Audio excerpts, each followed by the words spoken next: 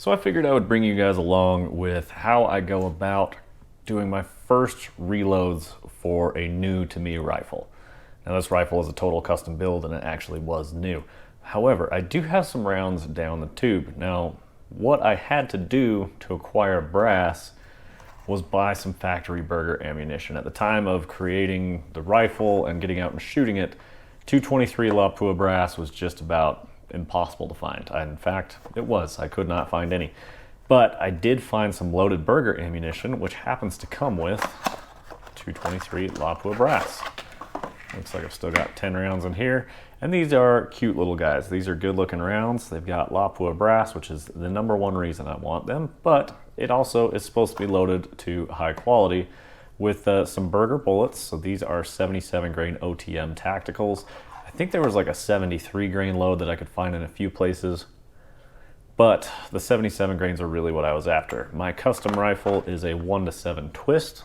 It's from Preece Precision, and he did up a barrel for me for my Kelbly Prometheus action, controlled round feed, super awesome gun, super stoked on it. But I needed to empty out some of this brass so I could get to reloading it. But I also needed to break in the barrel, and we needed to find out some information before we start our reloads on this. Now this barrel has a custom rifle chamber in it. It's from Preece Precision, and it is their 223 match chamber is what he refers to it as, and it's got a little more free bore in it, or a longer throat, than a standard 223 would, so that we can play with heavier, longer bullets. And by stretching them out, it pushes the bullet further out of the case, which means we get to put more powder behind it. Now that's not entirely a free ride. You can't always just do that because it also can increase pressure.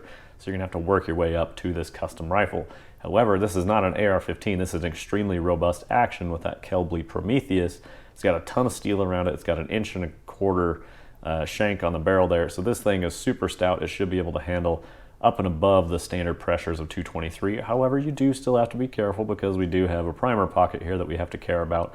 And yeah, so we got to take a few things into consideration, but we should be able to go a little bit beyond what other people may be able to if you're dealing with things like an AR-15, like in some of my other videos. So what did we do? We took some factory burger ammo out, we shot it, we collected some brass. Now I've done a little bit of brass prep here to get some reloads ready. So I had 70 fired pieces. I've shot 70 rounds through my rifle. I wanted to get up to 100, but I decided, you know what, 70 is good enough. But in doing so, we're also getting very important information on this rifle, like our fired headspace number. So this is going to be the headspace from the fired brass, and then we know how far back we need to push it, and we can use our calipers with our Hornady headspace comparator to track just how much we're pushing it back. What sizing die did we use? I am pretty much exclusively using L.E. Wilson dies now. Now this is a seating die, but I use their resizing die. It is a bushing type full-length sizing die, and then it's going to bump our shoulder back just a little bit, but it's also a bushing die, so we get to control how much neck tension we get. So I took a measurement off of a loaded round, and I used that to come up with the size bushing that I needed to order, because I was able to get the loaded ammo before I ordered my resizing die. So we've got all that information. We have it all written down. We pushed it back. The other piece of information that's going to be very important for this rifle, because of its custom chamber, is at what point do these bullets engage with the rifling? So I had to use my Hornady overall length tool, and I put that into the chamber with every 22 cal bullet that I happen to have in the cabinet. I just took an hour one night, put the gun into a tripod, put the overall length gauge in there, inserted it in there, and got all of our readings. And I do it multiple times for each bullet just to make sure there was no oddballs. And of course, there were some oddball readings, but generally you'll get a feel for like, hey, this one didn't turn out quite what I wanted. You do 3 to 4 measurements, and typically one of them will be a little bit odd, but 3 of them are pretty consistent within 2 to 3 thousandths or so. Gives you a good idea of, hey, this is where it should be engaging the lands. And then when I write down my maximum overall length with the bullet, I actually back it off about 2 to 3 thousandths, just so I know, okay, hey, I can load it up to this long, and I shouldn't be touching my rifling at that point. That's our maximum overall length before it touches the rifling. And so that's kind of how I go about it. And then I take a page in my notebook and I write down the amount of rounds fired through the barrel, and then I write down all the brands of bullets, and then I write down our maximum overall lengths here. Now, one piece of information that is missing here is I need to write down my fired headspace, and this is a great reference sheet. When you go back to reload for this rifle, you can just look okay, the fire brass is this, I just need to bump it back to whatever. And that's including if you get new brass, you can check the new brass headspace just to make sure that it's clearing the shoulder in the chamber as it needs to. Of course, another great way to do that, chamber it in the gun. See if it's going to close smoothly and not cause any issues. So now we have our fired headspace, we have our brass properly resized, and we also know the maximum overall length for each bullet that we want to use. Now we're going to do a mixture of overall lengths here. Some of them are going to be close to the land, some of them are going to be medium, and some of them are going to be loaded to book length. And that's just me throwing a random number at the wall, and we're going to find out what sticks. Taking this new barrel and shooting reloads for the first time, I'm excited to see what will and won't work, and we're just going to try and cast a wide net while also trying to shoot good quality components here. Now, as part of this mixture, I also wanted to make sure I used a mixture of different brands and types of powder. So we've got two representations from Hodgdon, but they're shooting very different bullets. So Varget with the 22 cal 75 grain ELD match. We've got Vihtavuori N140 and the Berger 77 grain OTM Tactical. Now let's talk about this loaded ammo that I purchased. This stuff has not given me extremely good results, and our muzzle velocities are all over the place. So truthfully, I'm really not that happy with it, and this stuff was not cheap. So a little bit let down with that. But I want to see if I can get the 77 OTMs to work in this rifle if I just put together a good combo that it likes. Now, being that the Berger line of ammunition is put together, I think it's the Capstone Group, is that the right name for it? There's a conglomerate of Lapua and Vihtavuori and a few others together. So I'm pretty confident this loaded ammo has Vihtavuori powder in it. And so I would guess it's probably N540, but I'm not sure. So we're going to put it together with N140 and see how that rifle likes that one. Our other loads are going to be Sierra 69 grains. So we're also going through a variety of bullet types and weights. So we got 75, 77s. These are tipped. These are hollow point boat tail. 69 hollow point boat tail, just a match bullet with Hodgdon H4895. That should be a good combo there. Then we're going to go to a ball powder with ram shot tack. This is one that has given us good results, and we've seen some kind of meh results as well. But it should be a very jump tolerant bullet with the Hornady VMAX line of ammo. This one I'm actually loading to book length, so it's going to have quite a bit of a jump out to the land. So we're going to see what happens there, just trying to learn things about the rifle. And finally, we've got some heavy bullets here from Barnes, and we've got 85 grain match bullets. And this is going to be loaded with AR comp. So we've got Alliant, Ramshot, Hodgdon, and Vihtavuori represented here. We're going to load up 10 rounds of each type of ammo. Then we're going to shoot 2 5-shot groups with each bullet. And then we're also going to track velocities across all 10 rounds to give us our information here at the end. But I wanted to share with you guys just kind of my process of how I get a new rifle, what I do to it. So at this point, the barrel has a few rounds down the tube, so it should be a little more stabilized into what we can expect out of it. It's not brand new. You don't want to immediately do load development. But on something like a 223, it's going to take a few thousand rounds before it's burned out. So really, this probably isn't fully broken in. We're still going to get varying results, but we can get an idea for what the rifle will want long term. So I've got some brass prepped. What I need to do is get one of these powders into my charger here, and then we're going to get some powder charges thrown. We're going to set our overall lengths with our different bullets. I'm going to do this on just one powder with one bullet. We're going to do the same process for everything, so you don't have to watch it all. And then we're going to get out to the range, shoot the rifle, then we're going to come back here and recap on all of our results with my new 223 Kelbly Prometheus action that has a barrel put on it by Preece Precision, sitting in an MDT chassis. I suppose I could also add in here, it's got a tracked optic scope on there. And I'm not sure if I'm going to use my AB Raptor suppressor or if I'm going to use my KGM suppressor R30, which is also a good option. Both of them are 30 cal cans, but both of them will offer great sound suppression on this 223. So let's get to it. Let's start reloading some ammo. All right, guys, I'm going to get my scale calibrated here, but I just wanted to send a shout out and thank you to PrecisionReloading.com. It is a channel sponsor here on the channel. I do have a discount code. If you order more than $100 at PrecisionReloading.com, use code WDS5 and receive 5% off of your order. If you order a couple $100 worth of powder, it essentially cancels out your hazmat fee, so that's a pretty good deal there. And then they offer a ton of different bullets from different brands. They have a bunch of powders in stock. If you're shopping online, be sure to add them to your stops and check out PrecisionReloading.com. All right, let's get this guy calibrated now that we had moved the scale. It's been warming up for over 24 hours, so she should be nice and happy. Every time I move this scale, I make sure that I calibrate it before I use it. Let's get this guy loaded up with Varget. Also need to make sure that our drain spout is closed. I've learned the hard way too many times. Powder goes right in and right back out if that drain is open.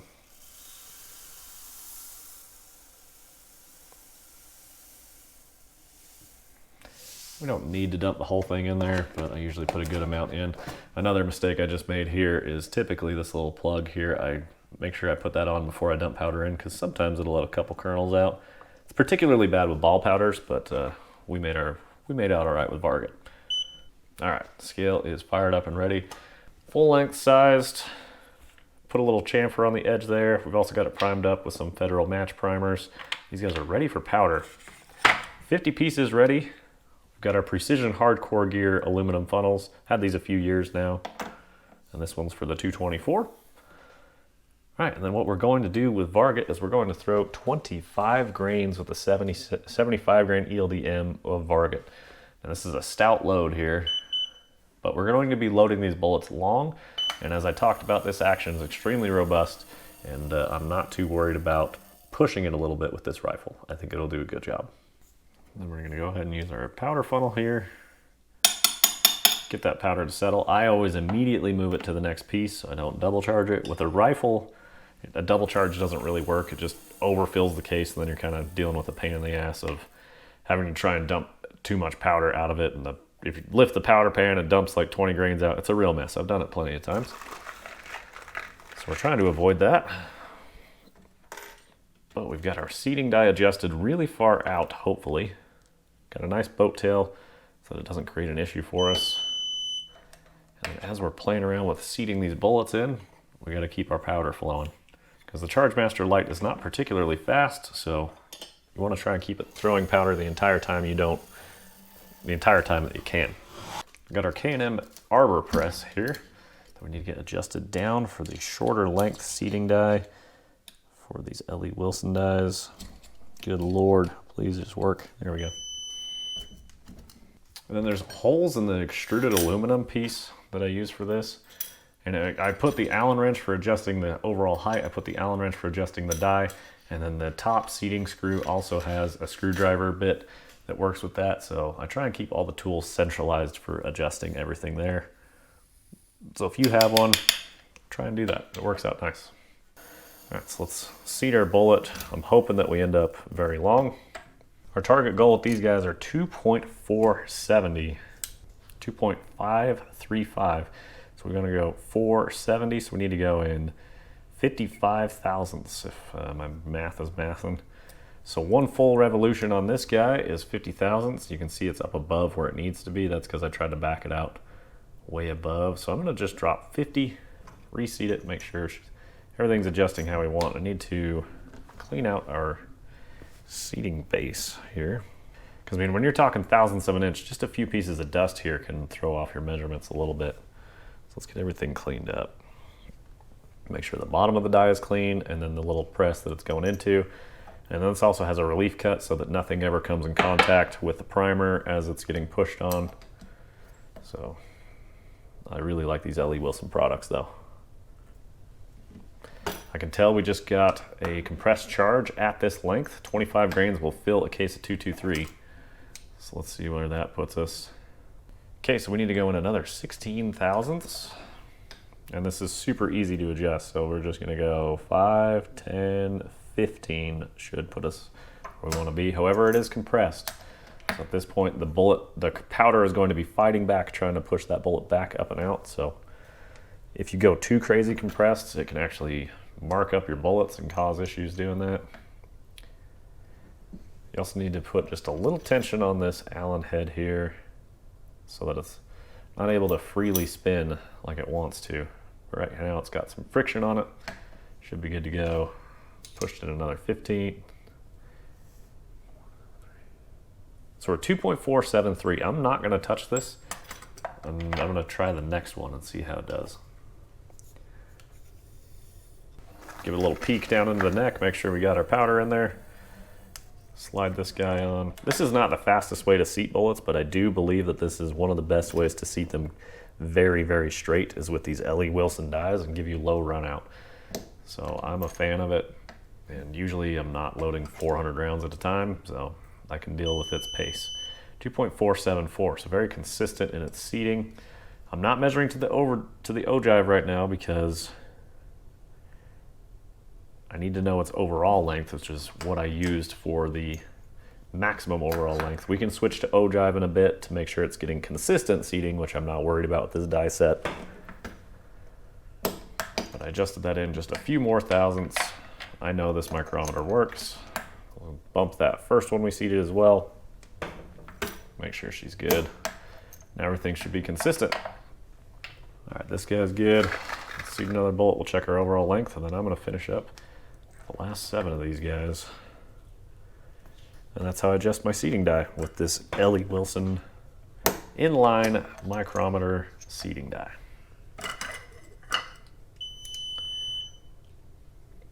.470 on the money. Very nice. Okay guys, I'm gonna finish these up and then we'll see you guys out at the range soon. All right, good morning friends. Here we are out at the range. We're gonna start things off with our Burger 77 OTM load, and this is loaded with N140, 24 grains. Target is at 100 yards. Did a zero check with this gun, made sure that it was working.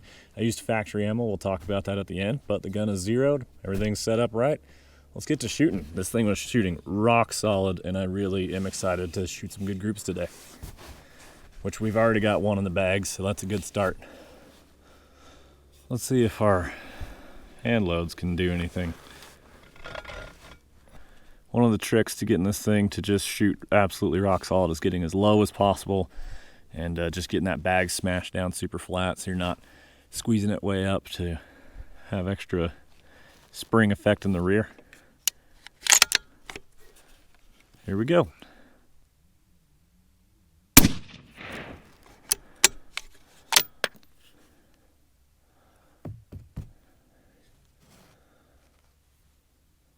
Wow. Beautiful. Looking good. Oh yeah, we're gonna be just fine.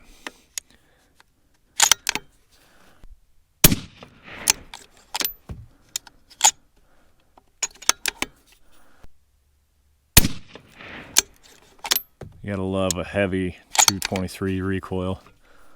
It just doesn't move.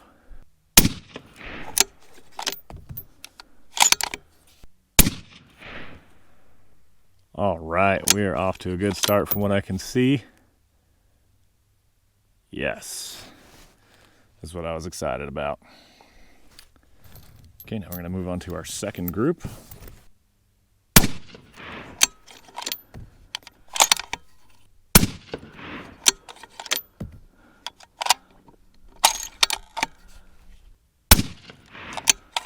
As far as how I feel shooting this thing, the stability on it, the dot is not even moving when I'm sitting here. Like, this thing is at a dead rest. It's one of the most, some of the best stability I've had in a long time. So if the groups are bad, it's not because of wobble zone. Beautiful. Okay, I'm gonna throw a rifle cool in the barrel while I load up the magazine. We're gonna get right next. We're gonna continue shooting into the next string. Okay guys, our next string is actually going to be with our Barnes match burner. These are the 85 grainers, so excited to see how these shoot. This is going to be using AR comp in 21 grains using data from Alliance website. So let's get to it. No surprise, significantly slower there, but it's at a velocity I'm definitely not scared of. This is one that looking at all the other charge weights compared to this bullet, I was thinking this was going to be a pretty slow round, but it's okay. It's our first test, better safe than sorry.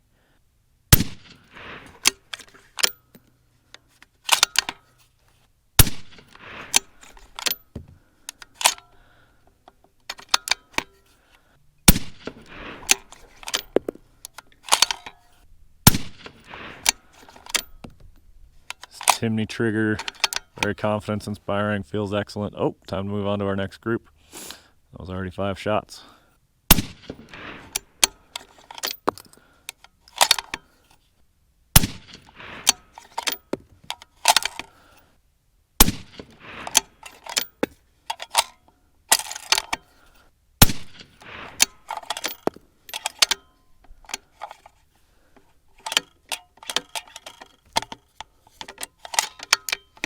It's always the last shot that doesn't want to come out of that mag. When they're stacked up, they feed pretty good. That looks like a pretty good group down there. On the second one, the first one did not look great. All right, time to get the rifle a break, and then we will continue on with our third string here in a minute. All right, guys, the rifle has had a nice rest, and it had a little bath in the AC of the truck. So it's cooled off as I can get it. The suppressor was actually cold. The barrel still had a little bit of heat in it left towards the chamber. So it's a big profile barrel. I'm not too worried about it with a 223. We're trying to keep it as cool as we can out here, just to keep it fair. So everything's ready to go. We're moving on to our Hornady 75 ELDMs loaded with Varget.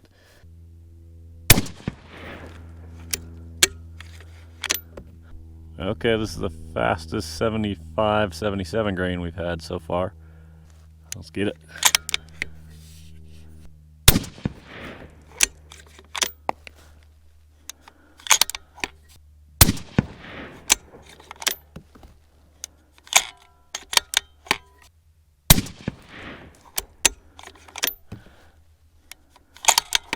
Definitely getting a little bit of extractor on this. This is a hot round.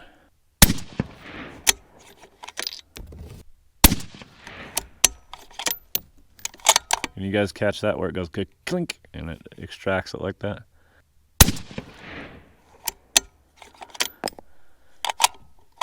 Ah, that shot must have did something bad because all of a sudden my SD jumped up.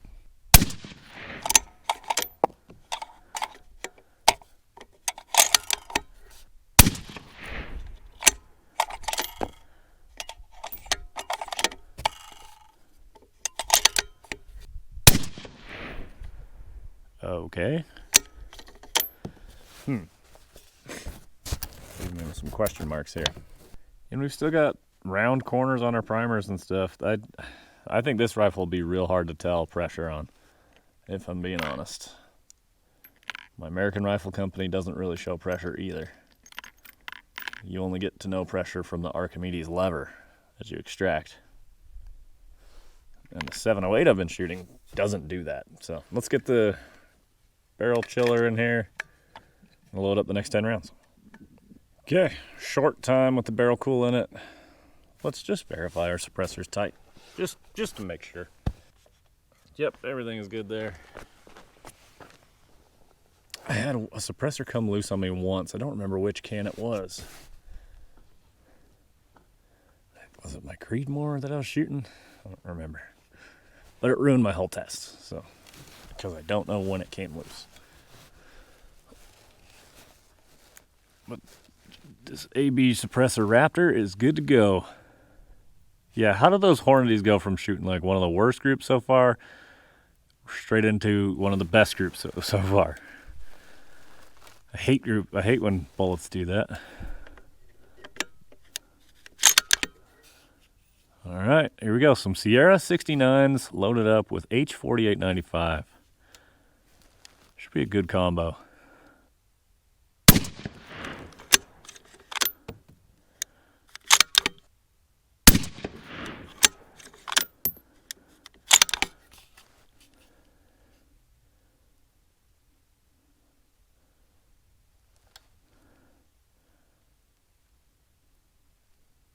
I haven't checked pressure. Wow. Ooh. These things are moving. It's not unreasonable 223 velocities, but just double checking.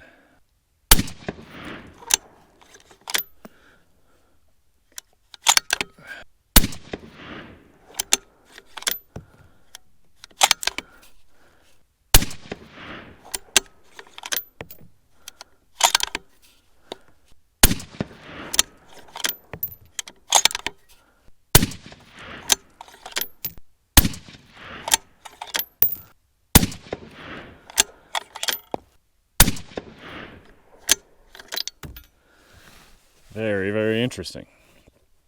Yeah, these things are moving out. Nice, good velocities too. Okay guys, on to our final string with the Hornady VMAX. These are loaded with tack. So this is a ball powder. Typically in my testing I shoot ball powders last, so that's how it went today. These bullets should be jump tolerant, but I loaded them to the book length, so these things are going to be jumping a lot. We're going to talk about jumps at the end of this video. So let's get to it and see how she does. This rifle spent some time in the air conditioning again, so it's cooled off. The suppressor is nice and cool again. Almost no recoil on that. Also, shout out to our friends at T&K Hunting for their awesome suppressor covers. Shooting 20 rounds in a row in the heat like this. I mean, it's 85 to 90 degrees already and the sun isn't even where I'm at. So keeping the mirage away as best we can with those. So thanks T&K Hunting.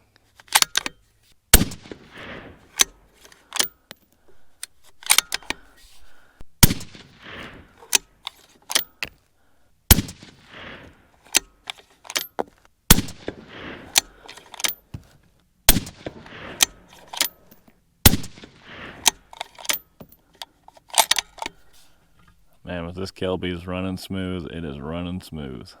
It's getting better.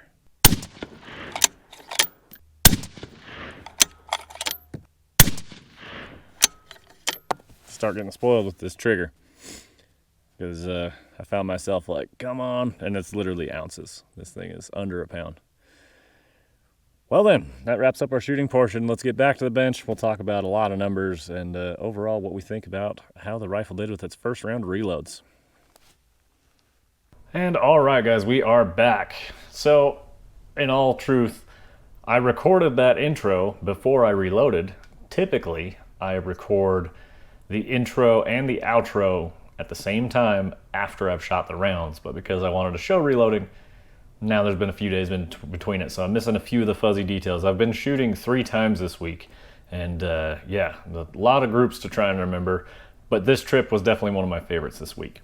So let's try and recap the different rounds with their velocities and the groups that we shot. We're going to try and recap them in order, and I think I remember the order I fired these.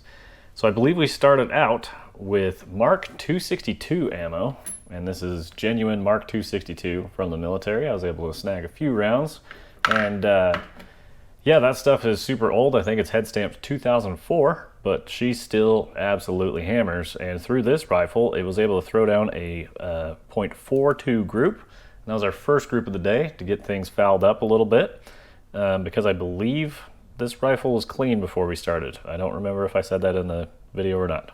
Our velocity across 5 rounds, 2878 with a 77 grain OTM, SD of 14.5. Then we moved on to the Berger 77 OTMs. Now, I had the factory ammo with the Berger 77s that just didn't perform for me.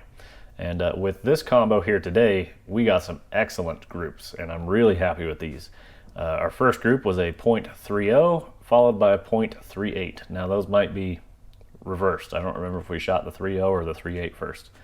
Velocities on that one with N140, 24 grains, velocity of 2765 with an SD of 17.9. It's interesting. This rifle has not given us particularly good SDs yet. I'm not sure what to correlate that to. Perhaps it's the primers, maybe the barrel needs to break in, maybe these aren't the right combos. We're gonna get it figured out though. This thing should be shooting better SDs than that.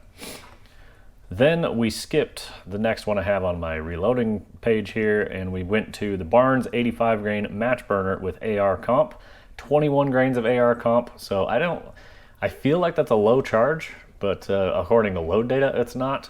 According to what I wrote down here, it was on Alliance data online. I think I used data for the Sierra 90s and the 80s, and I kind of made a hybrid between them to figure out just a moderate load for these guys. With the Barnes 85 grain match burners and AR comp, our first group was a .78 and a .62. Neither one looked particularly excellent. Both of them are 3/4 or better, so pretty decent shooting there. I think with some tuning we could get these things to come to life, maybe a different powder choice. 21 grains of AR comp got us 2593 velocity with an SD of 18.3. I should also throw in here, this is a 20-inch length barrel with a suppressor on it, and the twist rate is a 1:7, and the contour is a proof MTU, chopped down to 20. So big stout barrel, works really good. It takes some heat, and yeah, the thing works excellent. After that, we shot one that I was really looking forward to. I had high expectations for the 22 cal 75 ELDs with Hodgdon Varget. 25 grains is a stout charge with a 75 grain, and these guys in particular are a longer bullet, so they got more surface area and whatnot, so it's potential to cause more pressure, but we were able to seat them out further and give us a little bit extra room inside the case. So with 25 grains of Varget, we were able to get 29.26 and an SD of 17.1. Now I talked to my buddy who also shoots that combo, and I believe with his 24-inch barrel, he's getting that same velocity. So I'm not sure what correlates there as to why mine is so fast. But you know, I'll take good velocities if I can get them. Again, just not a stellar SD there. With the Hornady 75s, we shot a 9.2 to start and followed that up with a 3.1. So I don't know whether it was because the 9.2 was on a cold barrel when we were shooting, and then by the time it warmed up it shot really good, or if it's just like the seasoning in the barrel itself.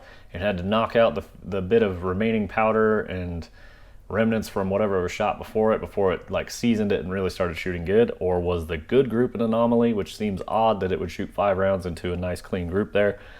It's really hard to say. So it's definitely one we're gonna have to go back out and test, and truthfully I'll probably drop the powder charge on that just a bit to make sure we're in a good range where we need to be. Then moving on to the Sierra 69 grain boat tail hollow points at H4895, 25 grains of that. That got us 3,091 feet a second with an SD of 8.5. Our groups measured in at 6.0 and 4.3. Good shooting rounds. I mean, just about ½ inch for 2 different groups.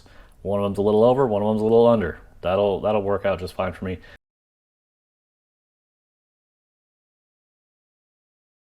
So what's interesting is I did add up all of our groups that we shot today through this rifle, and then I averaged our group size for the day, and we shot 11 groups today, and across 11 groups our average group size was a .59. So this Preece Precision barrel is absolutely working with this Kelbly Prometheus action, which by the way, the action was feeling better today as well. It was running smooth, it was feeding good. I was really happy with how that thing was working. And then real quick, let's go through and characterize how much jump we're getting with each one of our bullets here. Starting off with the Berger 77 OTM, today's overall length at 2.350 in my chamber gave us 55 thousandths jump. With Hornady 60 grain VMAX loaded to book length in my chamber. Again, this is a custom chamber. This is not going to apply to everybody else's stuff. In my chamber, it gave us 75 thousandths jump, which book length for that is actually not incredibly crazy. 75 thousandths seems reasonable because you do seat these short anyway because they're 60 grain VMAX. With the Barnes 85 grain match burner, these guys we were jumping 30 thousandths, so get them up pretty close to the lands there. Hornady 75 grain ELD match, I loaded those up to 2.470, and that gave us a 35 thousandths jump. Sierra 69s, we loaded those to 2.350, that gave us a 35 thousandths jump. And then with the Mark 262, you'd have to do some backwards math there, but I didn't check their overall length before I shot them. So for all my reloads, that's what we were jumping today in the chamber. All right guys, lots of numbers there. So looking at our brass, this is the factory brass up here, and these are our Mark 262 rounds. These are all of our reloaded rounds. One thing that stands out to me here is just looking at these and looking at the primer indentations from the firing pin, I can see that these 2 rows in person is pretty plain to see. You're not going to see it on the camera as well. But the primer dimple on these is different. It looks like there's more of a dent in these, and I don't know if that's because there's less pressure going back into the case or something. Maybe it's just running an overall lower pressure. But like once I realize that, now I can plainly see it when I look at these. And these belong to TAC. So for whatever reason, TAC has an interesting looking primer indentation on them, and they just look slightly different. The only ones that I can see have just like maybe just a touch more flattened primer, but it's not scary, would be Varget and the 75 ELDs, which again, I mentioned, I'll probably back that off. I just don't feel like I need to run them that hot. Because the bolt gun can do it is one thing, but I don't want to ruin this brass in its primer pockets because this was expensive for me to obtain, and it's hard to get. So not really much point in just trying to hot rod for an extra 50 feet a second and ruin $300 in brass when you can just back it off and dial up an extra tenth. It's not a big deal. So those are the things that I kind of have as a takeaway from this. Everything else looks good, nice and crystal clear. Nothing scary. Everything shot well out on the range. Everything fed well. So having a good time with our first reloads with our 223 Remington custom build. The MDT chassis did great. The thing just sits there and shoots amazing. The trigger on it is a Timney Trigger's The Hit trigger, and it's adjusted very far down. I think it's somewhere around a ½ pound range-ish, maybe closer to 1 pound. I think I did adjust it up just a little bit from how it came out of the box. And overall, I had a blast. This thing's super fun to shoot. It barely even moves when it recoils. It's quiet with our AB suppressor on there. It just is a good, fun gun, and that track scope is gonna put it where I tell it to go every time with nice, clear visuals. So thank you guys so much for watching. I hope you enjoyed the data here. Hopefully it helps you out, and maybe it's just something you're watching because you're bored while you're reloading, and I appreciate that too. So thank you guys very much. We will catch you in the next one. Go to precisionreloading.com, WDS5 for 5% off if you need it. We'll see you guys next time.